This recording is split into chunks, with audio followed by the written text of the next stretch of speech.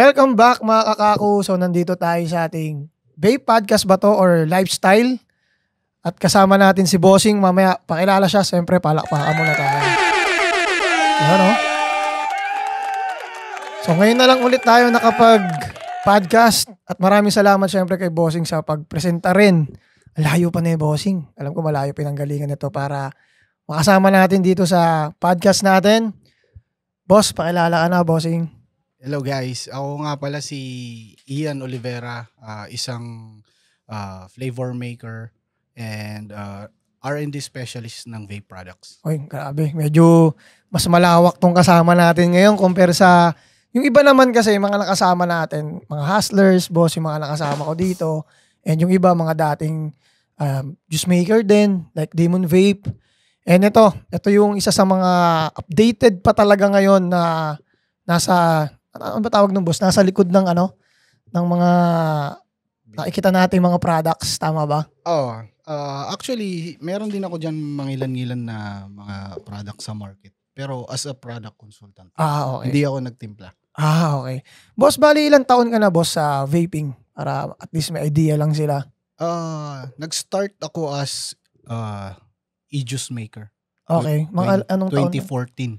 Okay. Mas matagal sa atin si Bossing. 2014 and then yun yung times na na pasarapan pa eh. Oo, pasarapan. Tapos dapat di-ganky. Oo. Masarap na yung di-ganky. So, ibig sabihin. Sinabi mong ganky, may isa akong juice na alala tuloy. Yung masarap siya pero ganky. Pero po sa kahit ganky yun. Ewan ko kung pares tayo na inisip pero ayoko na magbanggit. Pero ang lakas pa din sa market eh. Pero way back before kasi, nung time na yun, nauso pa lang yun yung yung mga alam mo yun, yung mga single bat tapos nag tayo nun nag dual bat na nag-dual bat, nag-full mic. Nag-full mic, tapos andyan na nauso na yung mga series, tapos extension na. Diba? Pero sa juice line naman kasi nung una nag-start lang.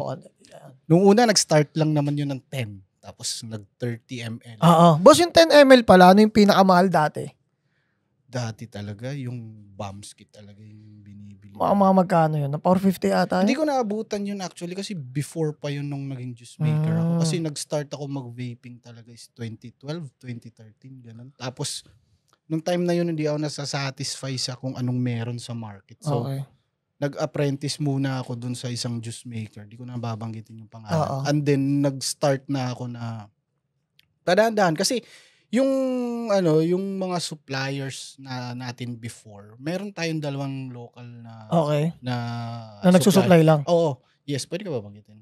Hindi, wag na siguro boss. Baka mamaya. Isang QC, Chinese, tsaka si sabi natin si Boss RM ng Cavite, meron supplier dito. Kasi dati pa to clarify the viewers, iba kasi yung raw materials ng e-juice dati for traditional vapes. Tsaka yung tawag dito, raw materials ng e-liquid para sa disposable ngayon.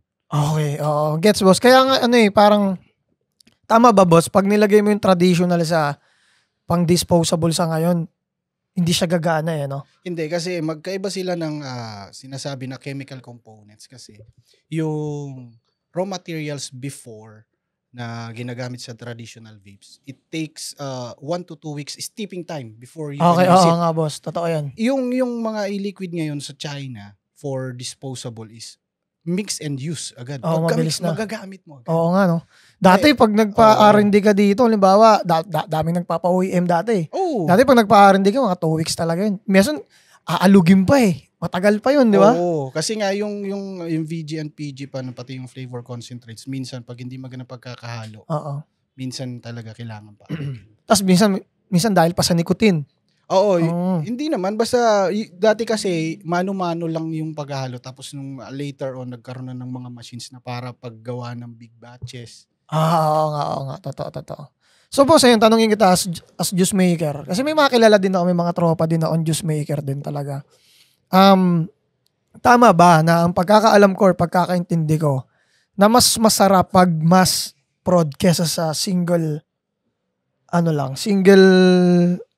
timpla? Hindi, depende kasi yan eh. As a juice maker. Yung traditional to yung traditional yung. As a juice maker, may Boss, lapit mo konti. As a juice maker kasi may kanya-kanya yung ano eh. Parang flavor making, parang art yan eh. May Oo. kanya-kanya tayong diskarte ba? Alright. Yung iba kasi dyan, ang nagkakaroon lang ng konting misstep, kaya yung sinasabi na small batch mas masarap kaysa sa big batch. Siguro, pagdating sa pagtimpla kasi, yung miscalculation ng kagaonte. Okay. Kasi Para mas maliliit na yung ano nun eh.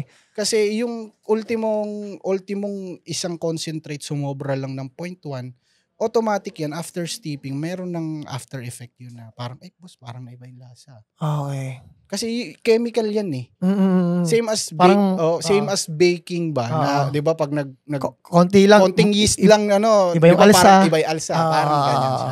Kaya yun yung difference ng Oy, maaga-aga pa, dami na natin natututunan. Pero ako, boss, actually puro validate lang yung validation yung mga nalaman ko. So tama nga kasi pag mga small batches, mas maliit na yung tinitignan na patak doon eh. Pag mas malaki kasi syempre by ganun-ganun na, so mas kaya mo siyang tansyahin. Kasi pag small batches, sisi lang eh. Sisi gagamitin mo. So minsan titignan mo lang. So kung may konting error ka, hindi masyado makaka-apekto. Versus pag big batches talaga, kung mabot na ng ml na yung nasusobra or nagkukulang, sa after product or sa finished malaking product, bagay. Malaking bagay. Gets. So bago tayo pumunta diyan, bossing, ano ba to, boss? Yung 2014 mo, juice making agad or nagbenta ka muna? User muna. User muna. Oo, na-enjoy ko muna. Pumupunta-punta. Ano mga nagamit mong nun, boss? Ang starting kong Cuboid. Cuboid. Tapos parang Griffin 22. Alam ko, boss, 2016 na yung Cuboid. Nung unang release pa lang yung Cuboid nun, ang bigat-bigat na kasi alam ko, ang una kong naibenta, Kangertech eh. Yung may bundle na bundle na yung atomizer, yung worth 48. Hindi, yun yung time kasi nakasagsagan na ng nun eh. Hindi pa umuusbong si hindi, si GK. Okay, oo. Ang si GV ba? GV pala. Ang ano ko nga dyan, boss, namamahalan sila ngayon, no? Compare mo dati, device lang, 48. Meron pa tayong mga luxury na tinatawag, which is ang tawag dito, Snow Wolf, Vicious Ant. Yan talaga yung pinakamataas. Diba? Parang, talaga. Kaya dati, boss, wala naman pa kayong mga yun sa mga mas mababang unit eh. Kasi may tinatawag tayong pag naka-Snow Wolf ka or naka-VA ka, iba yung dating mo. Ego kasi yun, boss. Na parang angas na parang yung iba kasi, Kasi nga, boss, passion pa dati. Ngayon kasi parang magamit lang, okay na. Tsaka starting pa lang kasi nung time na yun. Alright, Iba na kasi yung sitwasyon noon sa sitwasyon. Oo. Kasi ngayon talagang as in kalat na yung vaping. Before yung vaping parang somehow luxury or status pa nga pag nakakapag-vape ka. Parang boss. Status pa na parang, di ba? Tinitignan din ng tao kung ano yung gamit mo. Kung naka-VA ka, parang structural status mo na, naka-VA to, mayaman to, di ba? Na parang pag nakita mong naka-Therion, alam mo yung pag naka-DNA chip, DNA chip. Parang to, may pera siguro to, pero more on sa quality ng device. Yung mga DNA, boss, yan yung mga walang delay eh. Parang, sagad battery yun. Kasi naka-Therion din talaga ako, triad Therion ako eh. Grabe yung triad Therion. Di ata ako nagkaroon ng ganun. Ang pinakamahal ko lang talagang device noon, full mech lang. Ang mga Stabwood dati, mahal lang. Mga Stabwood. Pero kasi, kung compare mo yung performance na palakasan, solid na sa full mech eh. Hindi. The device itself kasi hindi mo masasabing malakas kasi nakadepende din sa build. Totoo. Tsaka sa gumagamit. Sa laki ng baga. Nga yung minsan may pumupunta sa amin sa shop. Gusto ko malakas. Ganyan, usong-uso yan. Gusto ko malakas. Tapos hitit buga. Tapos ipak, hindi niya rin mabuga. Sabi ko, sir, kasi ganito yan. Malakas yan kasi yung gumagamit. Matagal na rin gumagamit at sanay na siya. So, hindi natin pwede agad lakasan. Kasi kahit malakas yan, kung di mo kayang hipak, hindi siya magiging malakas. Tama naman. So, ganun namin sila na dati. So, ang maganda kasi dati talaga, boss, kaya tingin ko, masyado pantotok yung mga consumer or kung sino mang user sa mga group or sa isa't isa. Kasi nandun yung interaction, yung knowledge, yung kailangan nag-uusap kayo. Kasi pag di kayo nag-usap, hindi matututo yung tao eh. Tama. Unlike ngayon, flavor lang mamimili. Okay na eh. Kaya kahit walang usap, kahit nga turo lang eh. Kunyari, pumasok sa shop.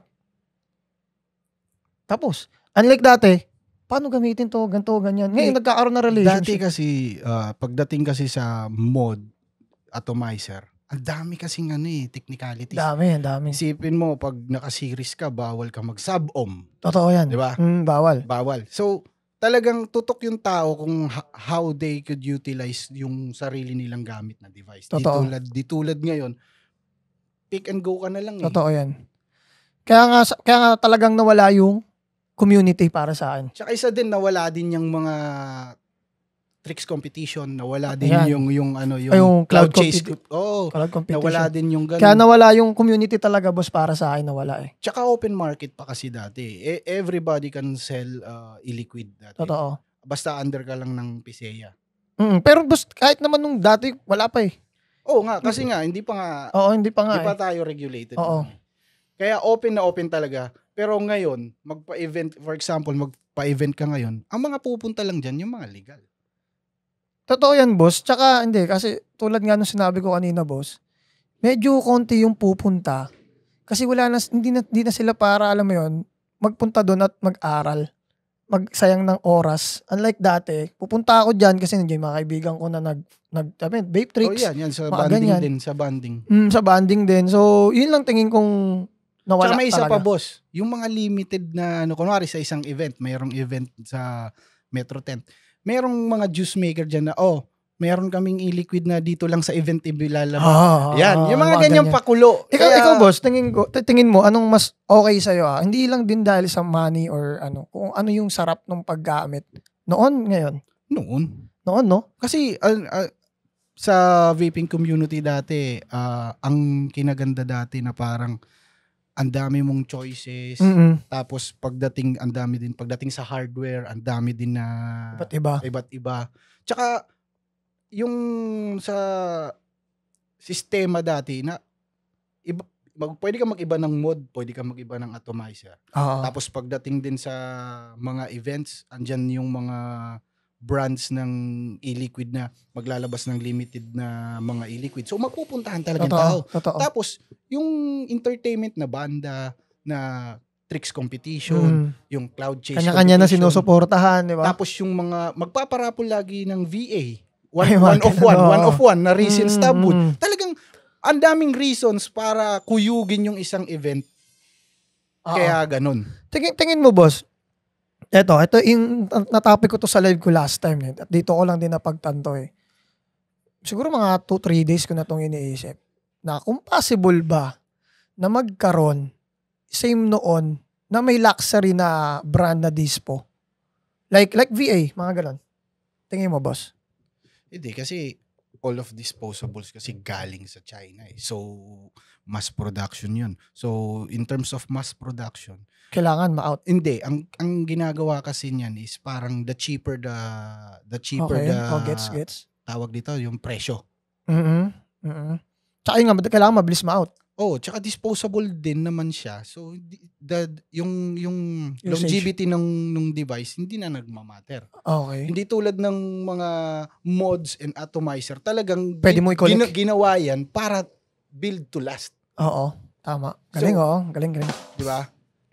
So, nag-gets ko na. Oo nga, no? Paano nga pala magkakaroon ng luxury kung disposable nga, na in term niya na disposable is itatapon mo nga. So, bakit ka pa magkakaroon ng luxury na sasabihin mong luxury to, kung tatapon mo lang din. Meron naman, kung merong mga brand dyan na lalabas sa flavor. Okay. Yun na lang doon. Pero tingin mo ba, boss, nagmamatter pa yun sa nangyayari ngayon dahil sa mas maraming magkakaparehas eh. Kumbaga kung lumutang man yung isa, parang kaya siyang tabunan ng maraming brand na, alam mo yun? Ito, based sa sarili kong sige, opinion boss. lang naman. Walang problema dyan, boss.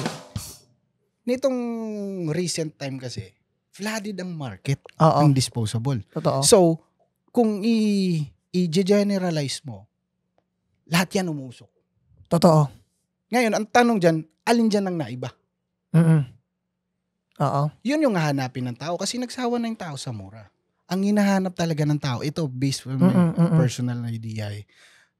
Ang hanap ng tao na ngayon masarap. Sawa na sila sa mura naman. Tapos na yung era ng mura. Hindi, tsaka boss, mahirap na magmura ngayon kasi may tax na eh. Oo. Kumaga kung ipipilit mo pang mura yung product mo, wala nang ganyan. Parang, yun nga, parang babalik tayo doon sa sinasabi ko. Matatabunan ka lang din na iba na siguro sa 100, ikaw na lang yung mura siguro. Na pinipilit mong 20 na lang kita mo para lang masabi mo mura. Although, hindi pa rin siya mura kung ko-compare mo dati.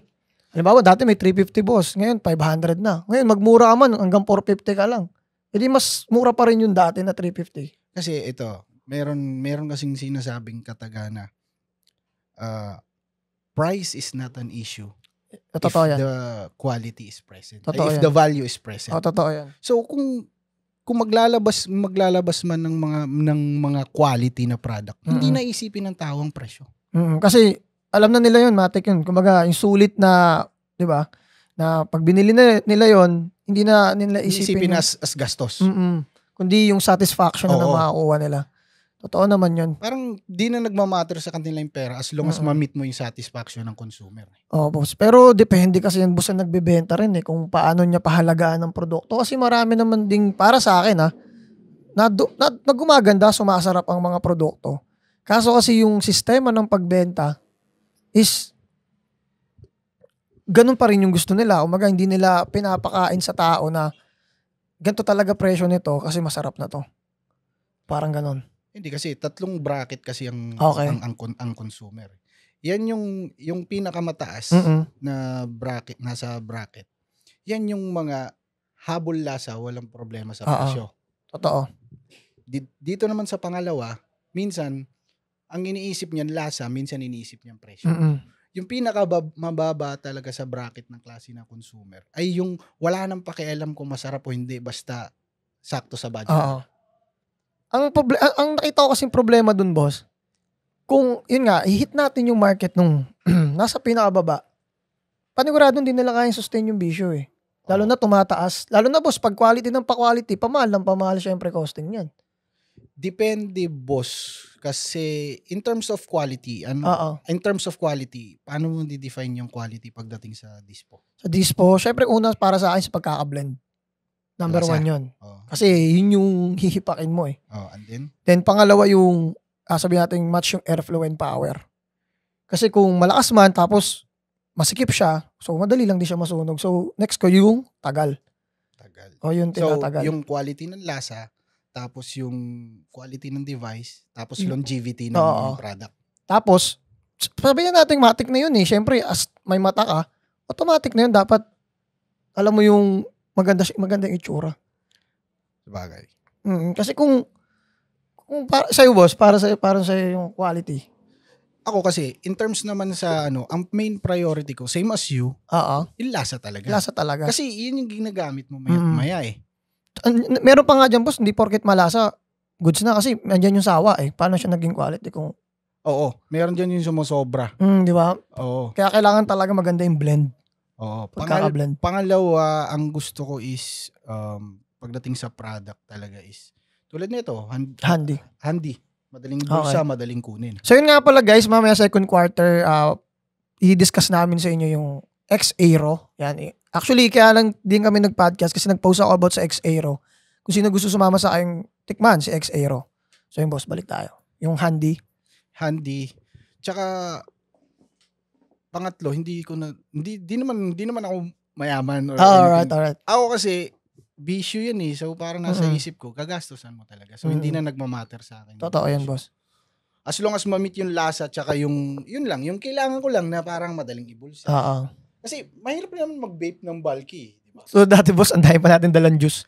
Sa isang mod, 3 juice. Meron pa nga, di ba? Nagbibenta nun yung vape gear. Na vape parang, bag. Parang andyan yung mga juice. Tactical bag. Tactical bag. Kung tactical bag para sa mga, alam mo na. Tapos tayo naman may tactical bag tayo para sa mga vape. May lagayan pa ng battery. Kompleto yun. Tapos yung battery mo, naka 8 ganun, no? Dadala ka pa ng parang bala mo. Padamihan ng bay ng battery. Parang shot. Boss, may dala pang yun, charger. Kasi malulobot pa yung 8. Yung sinasabi ko nga, parang aangasan ka. 8 bay yung kanya. Sa'yo, 2, 4 lang. Ayabang, sabihin no. Ipak ng ipak yun. Walang pakialam yun. Lalo sa event. Ewan ko sa event, minsan 4 na dala ko. Nauubos eh. Pag sa event, yun ang... Depende kasi kung anong gamit mo. Kung naka full mic. Full mic. Oo. Pag usually kasi ang battery ng full mic, lower MAH pero higher amp. Gano'n naman ang rules dati. Higher MAH, lower amp. Totoo. Pang mga variables. Variables. Yun, pag-usapan na rin natin, boss, ugan natin, baka makalimutan pa natin to. Yung habang hindi pa kami naka-on, may magandang na input si boss na about sa tinatagal. Kung paano yung psychological na kaninang... Oo, magandang pag-usapan. Magandang pag-usapan. Ito mga kakako, pakinggan nyo to. Base, boss, dun sa halimbawa, may isang molde na sinasabi nilang mabilis maubos kasi mataas yung MAH, tama? Yung... Compare dun sa mababa MAH, pero sinasabi nilang matagal maubos. Bakit nila nasasabi yon? Kahit, halimbawa, boss, kahit same na laman. Ito, ang number one factor talaga niyan is psychological yan. Yung usage. Kasi, ito guys, explain ko sa inyo Pag mataas ang MAH or battery ng isang device, mas mahaba ang usage mo. Sa isang gamitan pa lang, wala pang charge. Wala pang charge. Di tulad ng mas mababang MAH na device, kinakain yung charging time kaysa dun sa longevity ng product. Totoo. Kasi isipin mo, i-compare mo, marami kang usage dun sa mataas na... Walang bitawan. Oo, walang bitawan. So, ang basihan kasi ng consumers, tagal ng araw. Totoo. Diba? Tagal ng araw. 4 days lang sa akin to. Ayan. Ngayon, hindi nila naiisip yung charging time. Yung variable na ilang beses mo chinarge tong product na to sa isang araw versus itong mataas na MAH. Tama. Kasi kung sa usually kasi yung mga devices or battery ngayon is 550 mAh. 550, 600. Oo, 600, di ba? Doon na naglalaro. 650. Ganyan. Ilang beses mo chinacharge yan sa isang araw? Yun yung tanong. Ako kasi, bossing, at ako tatanungin kasi hindi talaga ubos yung addict gumamit. So, hindi ka chain vapor. Hindi ako chain vapor. Simula nung nawala na yung mga full mic. And syempre, na-focus na talaga sa business, nagkaroon ng damitan. So, parang, yan, pag nagpa-podcast lang, tapos, inom, may ginagawa lang sa laptop, doon na lang ako nakapag-vape Pero sabihin mong hanapin ko, wala na. Pero, sa sinasabi ni Bossing, logic, pag inisip mo rin talaga, oo nga, no? Napapatagal lang sa araw kasi charge ka ng charge. Oo. Kasi nga, yung charging time na yun, napapahinga ka Unless na lang kung naka pre-filled ka, meron kang another battery. Pero pag naka full disposable ka, naka AIO ka, yun talaga, mapapatigil ka. Isa pa, boss, di ba, boss, sabi nila, ewan ko, ako, pansin ko rin sa iba to, pag bumababa pa yung MAH, bumihina pa yung power. Depende kasi yan. Kasi hindi naman to, yung mga battery net ng mga disposable is not the same as mga VTC. Okay. Yung mga nagbabago talaga na volts. Regulated yun Okay. Regulated yung mga ganong battery. So, hindi nakakapagtaka yun na pag mababa na yung laman ng battery, bababa din talaga voltage, yung voltage or yung power output. Normal lang yun pagdating sa mga dispo. So mangyayari talaga siya. Mangyayari talaga yun. Gagana rin, boss, yung sinasabi mo. Kung mas mataas yung MAH, mas matagal yung power na malakas. Kaya mas mabilis na uubos. Tas isa pang factor aside dyan sa charging time na nakukonsume is yung sarap ng juice. Oo nga, yung hipak ka ng hipak. Oo, yung hipak ng hipak. Kasi alam naman natin lahat na ang nicotine ay addictive. Totoo yan. Pag sinamahan pa ng masarap na flavor, talagang andiyan ka hipak. Naglalakit sa dila. Na parang hinahanap-hanap mo. So, depende talaga din sa gamit. Oo, depende sa gamit. Kasi hindi mo na mapapansin sarili mo Pero boss, nung sinabi mo sa akin yung MAH, ang laki ng bagay na naisip ko na minsan, hindi na rin siya sa paggamit, nasa device na rin Kasi nga, alimbawa boss, travel, nalobat. Yung isa hindi pa lobat. So, patuloy niyang ginagamit. Tapos nalobat na rin. So, ang tagal niyong bumiyahe, di ba? Pero mas madami nang nagamit tong isa kasi ikaw nauna ka nalobat compare dito sa isa na 1,000 mAh nga So, para sa akin, yung travel time na yon hindi pa kayo nagcha-charge nun Hindi pagdating nyo pa doon, charge pa kayo. So, aabot talaga ng ilang araw yung mababa yung MAH. Kasi nga, ang tagal mong hindi nagamit, tapos charge mo pa pagdating mo kung saan ka pumunta, versus dito, ang dami niya na nagamit nung biyahe pa lang. Kasi usually yung tao mainipin Parang Kuwari, usually dyan, dalawa teaspoon yan eh. Totoo. Diba? Na parang namimiss na nakakalimutan na to na dahil low bat. So nagfo-focus na lang siya dun sa gamitin yung isa. So it's another factor talaga na yung sa battery. Kaya nga boss, nung nagpa-podcast ako, mga nagla-live ako, lagi ko sinasabi sa kanila, pansinin nyo rin minsan, yung satisfaction na lang siguro. Para sa akin yung kaya pangatlo ko ba kanina boss, satisfaction? Ay yung tagal. Longevity. Oo. Kasi para sa akin, kung satisfied naman ako, kahit 3 days lang yan, pero binigyan ako niya ng heaven talaga, dun pa rin ako. Kesa dun sa 5 days na, okay, sakto lang. Alam mo naman yung ugali ng Pinoy, kung kailan ubos na saka ma-realize, parang bilis maubos. Pero nung ginagamit nila, sarap no? Sarap din nila maisip yun, di ba? Mga siraulo din eh. Totoo yan. Kaya nga, pag naubos na saka magre-reklamo, bilis naman ubos. Pero nung times na ginagamit mo yun, wala kang naisip. Eh. Di ba? Saka nung nawala na, saka mo na-realize. Misa pa nga, umabot na ng 2 weeks eh. Yung magic na, parang, 2 weeks na yan ah. Tapos biglang naubos. Tapos biglang, minsan may masabi lang din sa shop na, ang bilis maubos sa akin. Hindi, number 1 problema talaga, boss. Hindi mo naman babantayan sarili mo eh. Totoo yan. Yung habit mo, usage mo, kailan mo ginagamit. Di ba? Totoo. Kaya nga, boss, pwede rin mag-matter. Yung sinasabi ko rin, boss, na kung kaya mo ba talaga magbisyo. Kasi kung hindi mo naman din talaga kayang magbisyo, ako nga, minsan sinasabihan ako na parang, grabe naman daw ako sa iba, na paano yung gustong bisyong-bisyo. Yun na nga wala na nga tayong tapos tuturuan pa kitang magbisyo. Diba, wala ka lang pambili, tapos tuturuan pa kitang magbisyo. So, sino yung friend mo? Ako nga dapat yung friend mo eh. Kasi ayaw kitang magbisyo eh. Ngayon, kung kaya mo magbisyo, yan yung bisyong meron lang dito. Kumbaga, huwag mo nang pa-creating yung iba na sobrang mura. Halimbawa, gusto mo pang i-fit ng 350. Para sa akin kasi kawawa naman doon, yung nagninegosyo naman. Tama naman. Kasi napipilitan silang mag-release tuloy ng mga ganon, kahit mababa na lang yung markup. Hanggang sa, ako kasi, sa future ako tumitingin na, in the end, mawalan tayo lahat din ng bisyo kasi lumubog na ng lumubog dahil lahat na nagbi-business. Wala nang kinita. Parang ganon siya. Yun yung sa akin. Kaya para sa akin, mas gusto kong matarget natin at least mid to high class talaga na market. Kung gagawin nating basis yung other international market, sa totoo lang, tayo lang talaga nagpa-price war. Pinas lang talaga. No? Pag inalam mo yung Middle East market, yung US market, andun sila sa pa-qualityhan, pagandahan bili ng lang market. Bili, no? Pasarapan sila. Wala silang sinasabi na price war. Sa atin lang nauso yung price war na yan. Di actually, boss, kahit naman di sa vape eh. Yung isipin mo, halimbawa yung Labubo, ang ganda ng presyo, di ba? Kasi nga, supply versus demand. Pagdating dito, nagbagsakan na lahat. Wala na. Tama boss, nangyari. Nawala na yung negosyo sa mga ganyan-ganyan. Yung, anong tawag dyan? Basta charm nila sa bag. Nawala yung hype. Lahat ng charm sa bag, nawala. Kasi nga, yung sinabi ko, pinipilit abutin yung hindi kaya makabili hanggang sa, wala na siyang value. Nawala na siya ng value. So yun guys, commercial lang kami. So ang ganda ng usapan namin ni boss. Wala pa kami dito. So continue namin yan sa second quarter. Let's go.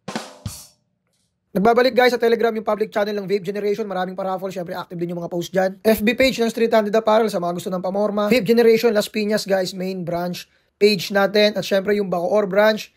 Yan, meron din siyempre yung FB page yan. At yung bago nating page na gagamitin natin sa bagong branch, abangan nyo guys sa VF Resort Las Piñas. At kung saan tayo nagla-live mga kakaku ng mga vape review at iba pa. At syempre may pinamimigay din dyan. M-bag, syempre negosyo ni Mrs. Mga bag, wallet, relo at kung ano-ano pa. May bago tayong YouTube channel guys, Kaku Lifestyle, kung saan nakikita nyo yung makulay kong buhay. Welcome back mga kakaku. So second quarter na tayo. First quarter pa lang, dami nyo na matututunan talaga, no? So palakpakan muna natin syempre. So, sa kami naputol sa price war. Sa price war. Oo, boss. Boss, sa mo na, yung sa iba walang price war?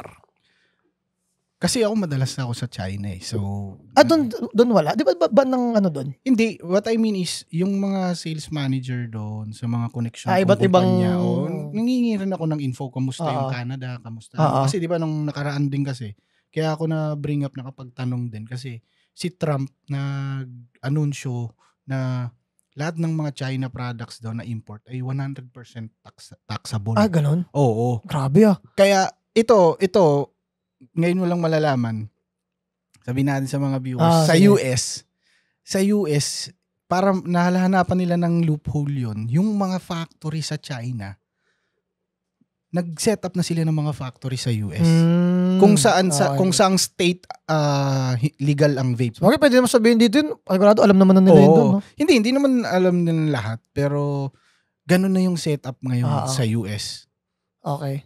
Sa atin naman kasi, ang batas dito sa atin, locally made or import, mahirapan. Both taxable. Pero di natin alam yung rules doon sa sa US.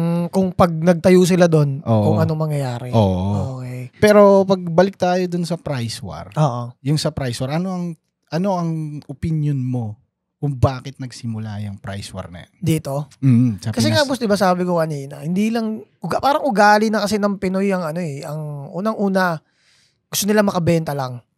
Kumbaga, para sa akin, alam mo yun, minsan banwagon lang yung dating ng negosyo. Yung, kunyari, nakita ko, kunyari ba, kapitbahay mo, mangat buhay nito dahil sa vape, Order nga rin ako niyan, tapos benta ako. Tapos hindi nila alam, hindi nila inaaral, kasi nga banwagon lang eh. So hindi nila inaaral kung paano yung model nung business na yon. Kumbaga, kung ano ba yung pinagsimulan nun, kung price war ba siya dati. Paano yung structural flow ng business. Yung markup, magkano ba talaga. So, halimbawa, boss, nanggaling lang sa fishbowl. O siyempre, isipin nila sa fishbowl, magkano lang kita per piece, halimbawa, benching ko lang. So, halimbawa sa vape talagang kita, halimbawa lang 150 talaga isa. Sa retail ba yan? Sa retail, halimbawa sa retail. Sa retail. So, ang tingin nila sa 50 pesos kada isa, malaki na. Kaya maraming online seller, ayun naman iniiyak din nilang karamihan, online seller daw, grabe magbagsak. Kasi tingin ko, kulang din sa kaalaman. Kakat kita doon sa Sige, boss. online seller. Kaya ang mga online seller, mababa ang markup nila. Kasi ito para sa lahat kung kayong mga shop owners, lugi talaga kayo sa online seller. Dahil sa overhead. Number 1 yan. Pangalawa, pagdating naman sa yung sinusustain nila, bahay lang sila eh. Okay. Diba? So, yung stocks nila nandyan lang. So, pag may buyer sila, pwede nila i-deliver, pwedeng pumikap sa kanila. So, wala silang masyadong iisipin. Kaya kaya nilang magbaba, di tulad ng mga shops. Pero sa akin, boss, ang ano ko naman dyan, as may shop kasi ako, diba? Malakas din ako sa online. Kumbaga ako, kaya hindi ko masabi yung nalulugi ako sa online. Kasi parang ako, nagiging online seller ako, yung shop ko. Ang kinalaman kasi ng shop talaga is credibility. Oo, yung legit ka. Pwedeng mag-walk-in. Pwede kang mag-walk-in. Kumbaga, mas marami kang makukuhang, sabi ko nga paano ko nang lugi sa online? Pwede ka rin naman lumaban through online. Plus, meron kang pang walk-in. Plus, meron kang legit na makikita nila. May mga community ka na mabubuo. So sabi ko, yes, totoo, lugi tayo sa presyohan nila kasi sa overhead nga. Pero based dun sa kung paano mo rin iti-take yung shop mo, kung ano ba yung tindahan mo, para sa akin, mas pipiliin ng iba, bumili sa may shop, kahit online. Like sa Shopee, boss. Minsan, bumibili pa rin tayo sa JBL store ng Shopee account nila. Tama. Kasi alam natin dun, legit yun. Diba? Ganon yung kinalamangan ng mga shop. Kaya nga sabi ko, siguro, saka boss, marami din akong kakilalang online na dati pa, nung wala pang tax stamp, na ako yung nakapagparesell sa kanila. Dahil sa nanonood nga sila sa akin,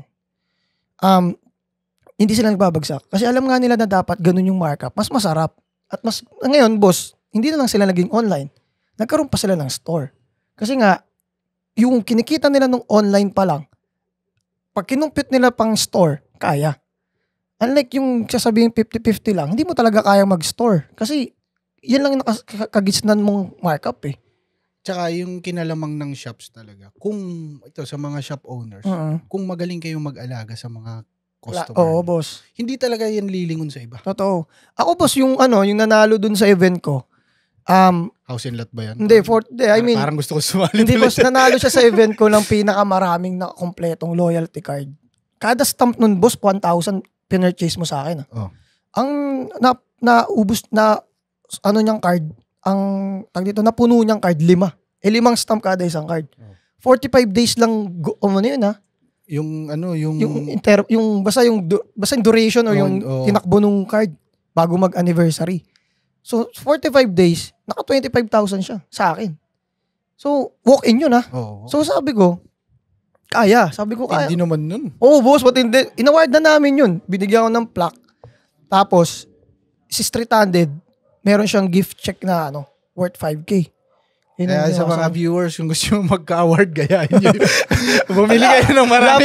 Merong namili kayo ng award si boss. Lap trip nga kami kasi parang na-awardan siya na pinakamabisyo. Pero kasi boss, binibilan niya kasi yung family niya. Tatay niya, kuya niya. Parang pyramiding pala sa loob ng bahay. Parang ganun, boss. Kaya kung kayong mga estudyante, yung mga college lang kung di kayo magka-award pag graduate nyo, bumili kayo ng marami sa Bed Generation. Pag malupit ka magbisyo sa akin ka. Oo, sa'yo. Bibigyan ka ng plaque.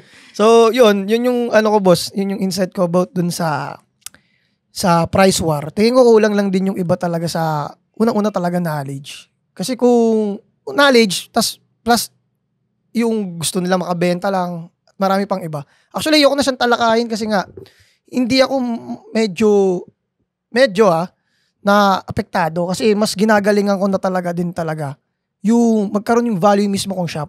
Kasi para sa akin, ito advice ko sa iba, lagi ko naman sinasabi sa inyo to, na pag may value yung shop, boss, ito sa akin hindi na produkto yung pinupuntahan. Kung ano yung datnan niya sa shop, kung ano man yung refer mo sa kanya, tiwala siya sa'yo Tiwala yung tao na yun sa shop mo na kung ano yung kailangan ko, ibibigay nito.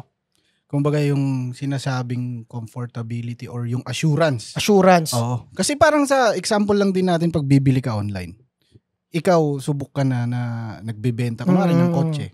Boss, dito mo lang ako. Yan. Kunwari, subok ka na nagbebenta ng kotse, di ba?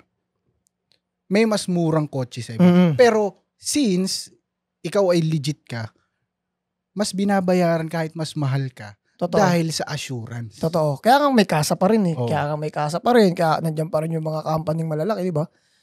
At yung iba pangarap pa rin doon makabili. Kasi alam nila pag bumili sila doon, walang sakit sa ulo. Oo, yun nga, yung assurance doon. Tsaka yung talagang wala nang sakit sa ulo. Totoo, boss. Tsaka yung bossing, yung nabibigay mo yung pangangailangan talaga nila. Kasi ganun mo binibigang value yung shop mo na hindi pwedeng lalabas tong customer na to nang basta lang din nakabili, basta lang din ako kumita. So, darating din yung point. Sabi ko nga, isang act of service din, yung ano yung pinapasok mo sa tindahan mo na produkto. Kung puro quality lang, good. Kung kaso nga, boss, like yung sinasabi natin price war, magagawa mo kasi yung price war, basta mura lang yung product, papasok mo na yan Para lang masabi mong ma-price waran mo yung kabila Di ba, boss? Di ba? Mas marami kang mura. Pero maraming hindi quality. So, pag pumunta si customer doon at nabigyan mo ng hindi quality, ng hindi niya kailangan or hindi niya para sa kanya talaga, alis talaga yun. Oo, hindi na babalik din pati yun. Tsaka para sa akin din, boss, kung mura ka, may mas kaya magmura. So, ano yung kaya mo i-offer na hindi kayang i-offer ng kabilang shop? Yun yung isa sa mga inaaral ko palagi everyday. Lagi ko tatanong mga staff ko, kanyari matumal. Anong problema sa atin? Ba't matumal? Sabihin nila, wala lang talagang tao ngayon. Kahit lalabas ako nun, boss. Lalabas ako dito. Las Piñas, traffic dun Oh. Walang traffic. Ibig sabihin, wala talagang lumabas ng mga tao ngayong araw. Okay. So, wala kami pagkukulang ngayong araw. Pero pag biglang, quiz kasi ito hinahanap quiz, ito ganito kasi hinahanap. Ito hinahanap. Madami tayo na palagpas na customer, hindi nakabili. Quiz.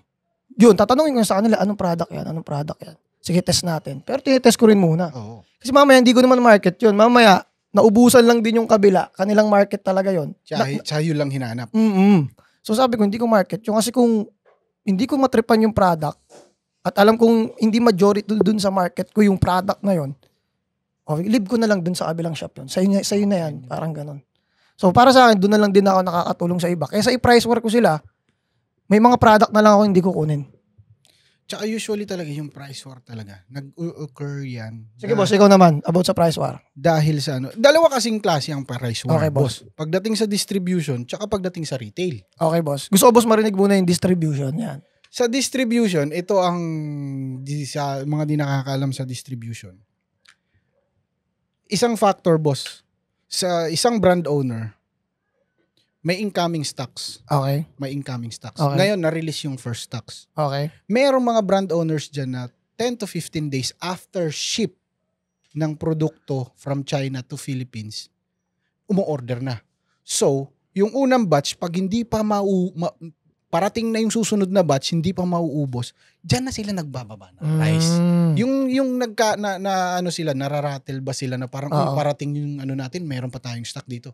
Doon nasisira ang presyo. Kasi pag sinimulan mo na ibaba yan, iisipin ng tao na ibaba mo pala eh. So may mahihiya na yung brand owner na ibalik sa original na presyo. Ganon nagiging sistema niyan. Tsaka pangalawa is yung flooded ang market.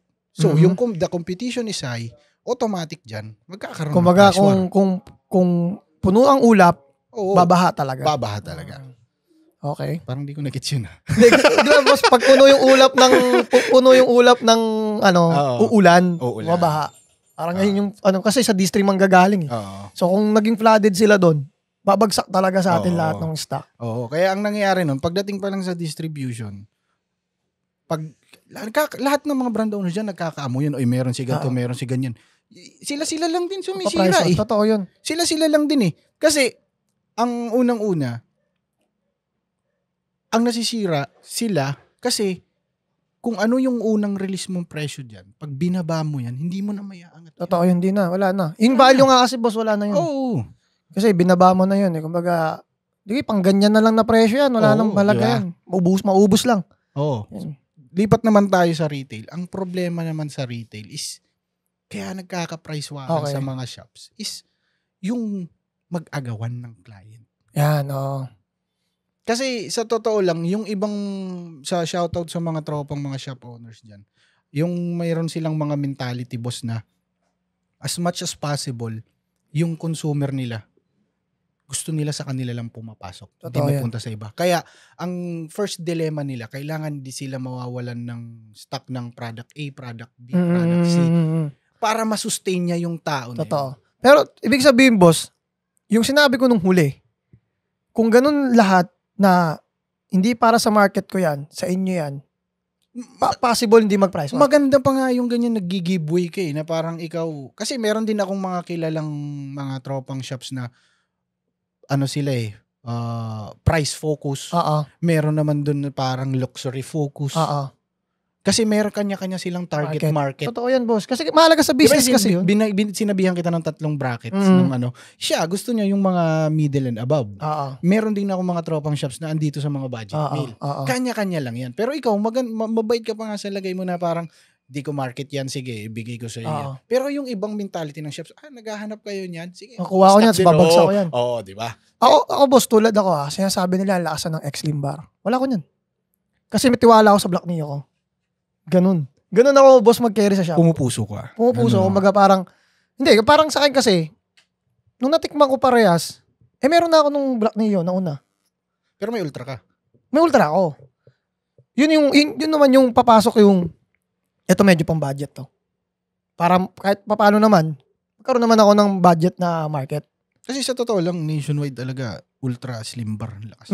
So, yung X-Slim Bar, boss, inano ko na yun, hindi ko na siya tinatarget ba na kuhanin. Pero, hindi ko tinatapos dun. Baka sabihin nyo, ba't kumuha ka? Hindi ganon. Pag marami na naghahanap sa ibig sabihin, marami na kayong hindi nasusuplayan. Pwede na ako kumuha. Sinyalis yun. Sinyalis yun. Kasi, pero hindi ko babagsak yan. Hindi ko gagawin yung, may naganap na isa, kuha tayo niyan, tapos sabihin natin, boss, balik ka. Magkano kuha mo dyan? 450 o 400 lang sa akin. Hindi ko ganon. Kumaga, naganap na. O sige, carry tayo. Maganda rin yung, yung thinking mo na, oras na may dumami na yung maghanap sa'yo, ang unang papasok sa isip mo, di na masuplayan ng hindi na masuplayan. Doon na napasok yung supply and demand nga. Kaya ako, boss, mahilig din ako siguro na, minsan naiipit lang din ako ng pera, pero hindi pa rin talaga pumasok sa isip ko yung balik puhunan na lang to. Pero pag pero pag yung phase out na tong product, wala na yun, liquidate na yun. Hindi, meron kasing mga negosyante din nagsasabi sa akin, okay lang tumabla, wag lang matalo. Boss, may ganun nga. Halimbawa, katulad nun, may isang product ang ang tawag ko sa damit, broken size na. Yung wala ka na maristakan ng flavor eh. So, broken flavor na siya. Bagsak na natin yan. Para kahit ayaw nila ng flavor nila, dahil sa presyo, kukunin nila.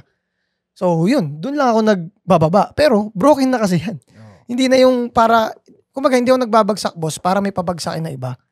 Ganun ako. Kasi unending cycle yan eh. Totoo yun. Sa'yo din babagsak yun. Unending cycle yan. Magbagsak ka. Yung kabilang shop, nagbagsak si Vape Generation. Bagsak din tayo. Siyempre, andyan na pag pumasok lalo yung Totoo. ego, iisipin, magbagsak tayo, kaya pa eh. Meron pang konting profit margin. Kayo lang dalawang babagsakan, ang matutuwa, consumer. Totoo. Di ba? Ang ano ko nga doon, parang, ano siya eh, yun tinatawag na clearance sale talaga. Oo. Yung broken na siya eh. Wala na eh, yung mga customer ko, halimbawa, yung watermelon, wala na akong maalok dito eh. Kasi, ano na eh, kumbaga, broken na nga yung flavor ko eh. So, wala na rin ako maristakan. So, ang gagawin ko rito, babagsak ko na siya. So, strategy yan sa shop ko, hindi strategy para sa kabilang shop. Oo, parang ganun. Pero kung ganyan mag-isip yung mga ibang shop, malabo yung mga ganyang price war. Totoo, boss. Bibigyan lang ang mangyari dyan, meron lang freedom yung mga consumer kung saan gusto mo. Oo, boss. Pagalingan na lang talaga. Pagalingan na lang mag-alaga, tapos mayroong product sa'yo na wala sa kanya, na mayroong product na wala sa'yo. So, freedom para sa mga consumer. Totoo yan, bossing. Kaya ako, sabi ko nga eh, baka key ko rin yun. Kaya ako naging tumagal 10 years eh. Kasi pinanindigan ko yung yun nga. Siguro kung ano yung vibe mo, ano yung aura mo dun sa shop, siguro na-attract mo yung mga customer. Totoo naman yan. Siguro kasi nakikita nila parang masarap bumili rito kasi talagang hindi to parang ganun. Oo, kasi kung i-compare mo naman sa mukhang junk shop na vape shop, parang malamang hindi ka papasok, di ba? Parang ganun nga eh. Pero kapag maganda talaga shop mo, talagang pupuntahan at pupuntahan. Although hindi ko sinasabing may pinakamagandang shop ha. Sa akin, okay na sa akin, boss. Lagi kong sinasabi sa iba na nag-advise sa akin, boss, paano ba mag-start? Magkatayo na kasi ako ng shop eh. Basta malinis lang tapos. Wala na, kahit di naman sobrang ganda eh. Basta makita lang maaliwalas, malinis. Siguro naman, di naman nakakamahal yun. Sa bagay. Yung pintura lang na white, okay na nga yan eh. Diba? Kumbaga, maging malinis lang. Tapos, hindi na sobrang kailangan lagay ka ng luxury shit dito, branded na ilaw, ganyan. So, yun. Sabi ko makapag-start ka naman, basta may stock ka lang din, maayos kong kausap. Ganun. Saka mababait ang bantay. Mababait. Actually, boss, yan. Pag-usapan natin yan, boss. Actually, bantay talaga ang key factor. Para sa akin sa mga brand owner yan ang targetin nyo. Kasi yun ang magtutulak eh. Pero hindi naman utuin. Kasi kahit utuin nyo yan, baka mapasama naman yung shop. Oo. Kasi dahil sa binibigyan nyo ng sabihin bias sa isang product. Hindi na nabibigay nga yung gusto ng customer. Itong naman si Bantay, akala niya okay yun kasi nabibigyan siya ng brand. Pag nagsara kayo, wala na yung brand na yun. Hindi ka na rin tutulungan. Oo. Wala na rin. Alis na rin sa iyo. Basta i-cater lang kung anong kailangan ng client. Tsaka, tama ka naman. Key factor talaga yung mga bantay. Kasi kahit available yan, wala sa iba yung isang product sa shop mo. Kung alam ng mga tao na kupal yung bantay mo, hindi talaga pupunta. Kasi pag minsan nga, dito tayo sa vape generation, mabait yung mga bantay. Totoo, boss. Sila ma-service. Kaya minsan, kaya lagi rin kami nagmi-meeting para anong kulang, ba't ganun? So, yun. Siguro para sa akin talaga sipag lang din. Kasi lahat naman din magdadaan sa sipag kung paano mo maayos ang lahat eh. Pag tinamad ka, di mo na maayos eh. Kasi tinamad ka na eh. Parang ganun. Sipag na ubunga later. Boss. Ayun, may tinatawag din akong delay. Nakaturo ko na to eh. Delay yung, mo lagi, kilos. Alam ba, ako boss, yung iba sinasabi bukas. Ako ginawa ko ng 1 week. Pag kumilos ko ngayon Tuesday, next Tuesday gagana yan. Yung pinost mo ng Tuesday, kung ano yung pinost mo ng Tuesday, expect mo Tuesday pag gagana yan. Pero kung everyday mo siyang gagawin, magiging everyday na rin yung resulta. So, dapat lang consistent. Kasi pag tumigil ka ngayon Tuesday, gumagana pa yung last Tuesday mong kinilos eh. So, akala mo, okay na magpahinga. Yung epekto nun, next Tuesday, magugulat ka next week, putang tumal ko. Ba't ganun 1 week na ako matumal? 1 week ka na nagpahinga eh. Ako naman, pagdating naman sa mga projects ko, ang nasa isip ko lagi, pag nasa mode ako ang nasa isip ko, trabaho, drops. Minsan kasi gumagawa ako ng blueprint ng mga products. Okay. Trabaho. Hindi ko muna naisip yung aftermath o anong results nito. Kasi ang thinking ko lagi na parang, pag naghihirap ka ngayon, meron kang ginagawa ngayon, may results yan after. So, hindi ko iniisip kasi, ang mahirap kasi sa ibang mga Pinoy, na parang, hindi mo pa nga nasisimulan, iniisip mo na yung resulta. Kaya pag sinimulan mo, walang nangyari bukas, tigil na. Ako hindi. Ang ginagawa ko kasi, gawa ko ngayon, drafting ako ng mga blueprint. Minsan mag-iisip ako ng mga, pupunta ako sa mga pastry shop, titikim ako ng mga flavor, kung anong po pwedeng i-line up ko. Kasi sa China, may masingit ko lang, sa China, ang flavors doon, infinite. Ang dami. Grabe. Ang alam mo kung anong limit lang, imagination mo. imagination mo lang ang limit. Grabe yun. Pag tinanong mo sa mga e-liquid factory doon, ilang types ng strawberry meron? We have more. We have many. Hindi nila mabilang. Oo, codes lang doon eh. Puro numbers. Ang flavors doon, numbers. Okay. So, singit ko lang. Pero yun nga, ako, pagdating sa nag-iisip ako eh. Anong magandang flavor, anong ganito, ganyan. Pero hindi ko niisip na, pag nagawa ko tong flavor, tingin ko magiging magiging top selling to pag nilabas to, etc. Pero ako, ang ginagawa ko kasi, hindi ko iniisip talaga. Ito, technique ko lang sa mga gusto mong mga mag-grind dyan, na parang, huwag nyo muna isipin yung after effect. Kasi, yung magiging results niyan, matatamot Matik yun. Matik yun. Madelay man lang yan, huwag kayong maatat. Tsaka boss, di mo siya gagawin kung di mo siya na-vision. Oo. Although may mangyayari. Ano ba boss, gagawin mo siya kasi nakikita mo na yung mangyayari. Pero hindi mo pa ini-expect. Pero usually kasi talaga, lahat ng mga results, nagsisimula yan sa vision mo. Vision mo talaga. Kasi kung ano ang thinking mo, yun yung nagiging actions mo. Kung totoo. ano yung naging actions mo, yun yung nagiging Totoo. results. So kung maganda yung naging vision mo, maganda yung magiging actions mo, maganda yung results. Totoo, ganun lang yun. Ganun lang yun. Yun yung life hack sa buhay. So, mag-isip lang kayo ng mga positive things na talaga, yung tipo na doable. Hindi yung Totoo. gusto mo maging milyonaryo at the next week. Parang, Totoo. ang hirap naman. May process yan. So, kung gusto mong umasenso sa buhay, mag-vision ka kung paano ka in any industry. Mapa-food man yan, retail, wholesale, gadgets, etc. Isipin mo, tsaka kung may gagawin kang bagay, yung dapat gusto mo. Totoo yan. Kasi, Oo naman. Kasi pag gumagawa ka ng isang bagay na hindi mo gusto, mapifeel mo yung pagod. Ano yan boss? Majority dyan dahil lang sa pera.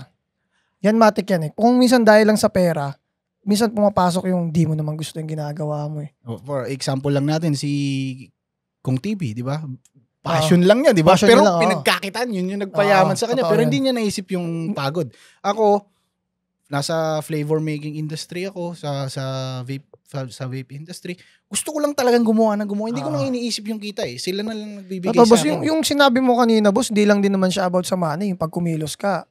Halimbawa na lang, boss, yung gagawa ka ng bahay, kung di mo naman popokpokin yan, hindi mabubuo yung bahay. Hindi mabubuo yan. Diba? Parang ganun lang yun. Kasi yun yung mga pangit na mentality ng mga ibang Pinoy na di ka pa nagsisimula, iniisip mo agad yung mga negative things. Simulan mo muna and then bigay mo yung best mo, maghintay ka sa results. Halimbawa, gusto mag-business eh. Kaso baka malugi. Hindi, yun na yung agad dun. Simulan mo muna nga. Simulan mo muna. Tsaka, kung meron kayong papasukin ng isang bagay, pag-aralan nyo muna. Totoo. Yun yung sinasabi na tawag dito, calculated risk. Kailangan laging ganun. Kasi, sa totoo lang ang pagninegosyo, risk yan eh. Pero boss sa akin naabanggit ko yun last time eh. Parang, kung aaralin mo siya, dapat handa kang, kasi makakasama dun boss sa pag-aaral mo yung paglugi. Yun nga, calculating nga, di ba? Oo, calculated risk. So, risk. makakasama siya dun. So, dapat. Ang tawag namin dyan, tuition fee. Parang ang ano dyan, boss. Kailangan ready ka rin. Natanggapin na pag ito nalugi, ganito mangyayari. Pero, inaral mo lang yun. Hindi yun yung gusto mong mangyari. Kumbaga, kasi hindi mo na makikita yung future eh. Kasi boss, yung iba, dun minsan nafa-fuck up na magsisimula pa lang. Nung inaral, ay, ang liit pala kita niyan. Ay, ano pala yan? Ay, tas doon na siya nag-base. Wala na. Hindi, kaya walang umaasenso ng mga pessimist. Kasi negative agad yung tiniisip nila eh. Kasi tinan mo boss, mas marami ding umasenso ng hindi nila expect na ganun ang mangyayari. Kasi sabi natin hindi nila inaral, pero di ko sinasabing wag niyong aralin. Pero hindi nila nakita yung negative kasi sa pag-aaral na yun eh. Yung like nga sinabi ko, yung iba naaral. Ang naaral yung paano pag nalugi, paano pag ganyan, paano pag ganyan. Kumbaga hindi mo nakita yung positive side naman. Na paano pag kinilusan ko ganito mangyayari, magiging big company, magiging fifth floor siya, magiging ganyan. Kasi talaga sa buhay natin, ang kalaban talaga natin sarili natin. Totoo yan, boss. Ganyan yun lang talaga eh. Sino magiging unang balakid sarili natin? Kaya ang number one na supporter mo, sarili mo din. Kaya kung meron man kayong gagawin na isang bagay, kunwari sa business, pag-aralan nyo, feasibility studies, mag-ano kayo calculate kayo kung sakaling ganito mangyari. Pero tanggapin nyo. Tanggap ka. Oo, kasi pag merong, di naman natin alam mangyayari. Totoo yan. Meron nag-business, biglang gumuho agad yung... Pero meron dyan na parang, sige, bangon tayo. Pero naging more successful, di ba? Tsaka isa pa pala, boss, kaya ako sinasabing dapat ready kayo pag inaral nyo. Kasi nakakapagod talaga. Kasi yung iba, halimbawa, boss, inaral nila, no? Sa pag-aaral nila, feasibilities, di ba, ganyan. Ito pala kailangan kong gawin, ito pala kailangan kong gawin, ito pala kailangan kong gawin. Tinatamad na. Tinatamad na, hindi pala sila ready. Kaya sinasabi ko sa kanila, once na gusto mo nang aralin yung gusto mong pasukin business, ready ka sa lahat ng dapat gawin. Kasi kung di ka rin ready, masasabi mo agad yan na, hindi ko pala tutuloy, pagod pala yan. Dito na lang ako sa sa comfort zone ko. Hindi. Di ba? Kasi usually talaga ng mga successful businessmen, mga milyonaryo, bilyonaryo, mga risk taker. Totoo. Yun. Mga risk taker talaga. Kaya kung hindi ka aalis sa comfort zone mo, hindi ka asenso, hindi ka uusad. Totoo yan.